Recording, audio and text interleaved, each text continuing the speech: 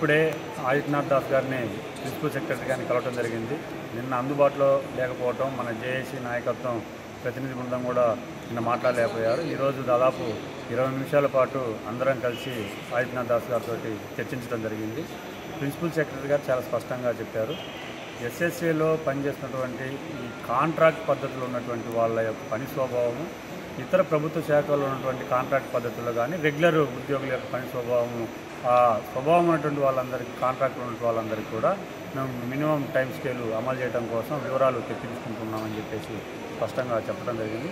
అంటే దీన్ని బట్టి మనకు అర్థమవుతుంది ఏమంటే, ఉదాహరణకి కేజీబీయూలలో టీచర్స్ వీళ్ళందరూ కూడా కాంట్రాక్ట్ పద్ధతిలో ఉన్నారు. నాన్ టీచింగ్ వాళ్ళు కూడా కాంట్రాక్ట్ పద్ధతిలో ఉంటే వాళ్ళకి టీచింగ్, నాన్ టీచింగ్ కూడా మినిమం టైం స్కేల్ అమలు అవుతుంది. అదేవిధంగా ఐఆర్టీలు, ఒక టీచింగ్ స్వభావం ఉన్నటువంటి ఐఆర్టీలు కూడా ఉన్నారు కాబట్టి వాళ్ళకు కూడా టైం స్కేలు అమలు కావడానికి అవకాశమైన పద్ధతులు, అర్థం వచ్చేటువంటి పద్ధతులు ఈరోజు ఆదిత్యనాథ్ దాస్ గారు చెప్పడం జరిగింది. ఓవరాల్గా చూసినప్పుడు ఏమంటే, సర్వశిక్ష అభియాన్లో పనిచేస్తున్నటువంటి కాంట్రాక్ట్ సిస్టంలో ఉన్నటువంటి వాళ్ళకి మాత్రమే టైం స్కేల్ అమలు చేయడం కోసం వివరాలు తెప్పించుకుంటున్నామని చెప్పేసి ఇప్పటికే జీవో నెంబర్ 12ని ఎస్పీడీ ఆఫీస్ గారికి పంపించామని చెప్తున్నారు. గత 3 రోజుల క్రితం మనం కలిసినప్పుడు కూడా ఎస్పీడీ గారు ఆ వివరాలు పంపిస్తామని చెప్తున్నారు. మొన్న సాయంత్రం కూడా కొన్ని వివరాలు పంపించారు. అయితే మళ్ళీ ఇప్పుడు ఎస్పీడీ గారిని కూడా కలుస్తాం. ఎవరెవరు వివరాలు పంపించారు, ఎవరెవరు జీవో నెంబర్ 12 కింద ఎలిజిబుల్ అవుతారనే విషయాలు కూడా మనం సూక్ష్మంగా కూడా ఇంకా స్టడీ చేయాల్సిన అవసరం ఉంది.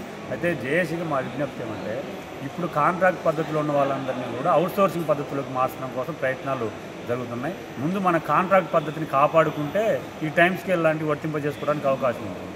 ఈ కాంట్రాక్ట్ పద్ధతిని కాపాడుకోవడానికి ఏం చేయాలనేది అందరం కలిసి ఆలోచించాలి, మీ అందరూ కూడా ఆలోచించాలి. కాబట్టి వీటన్నిటిని దృష్టిలో పెట్టుకొని ఇప్పుడు ఉన్నటువంటి కాంట్రాక్ట్ పద్ధతిని కాపాడుకోవడం ఏం చేయాలి, కాపాడుకున్న తర్వాత టైం స్కేల్ అమలు చేసుకోవడం కోసం మళ్ళీ మనం వివిధ రూపాల్లో ఉద్యమాలు ప్రభుత్వమే ఒత్తిడి చేయాల్సిన అవసరం ఉంటుందని చెప్పేసి నేను అందరూ కూడా విజ్ఞప్తి చేస్తున్నాను.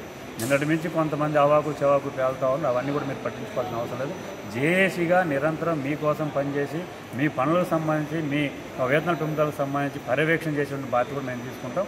మేము కూడా ఒక 4-5 రోజుల్లోనే ఇంకా పూర్తి వివరాలు, ఇంకా ఎవరెవరు దీనికి ఎలిజిబుల్ అవుతారని కూడా మనం కూడా అధ్యయనం చేయాల్సినటువంటి అవసరం ఉందని చెప్పేసి మీ అందరికీ కూడా విజ్ఞప్తి చేస్తాం.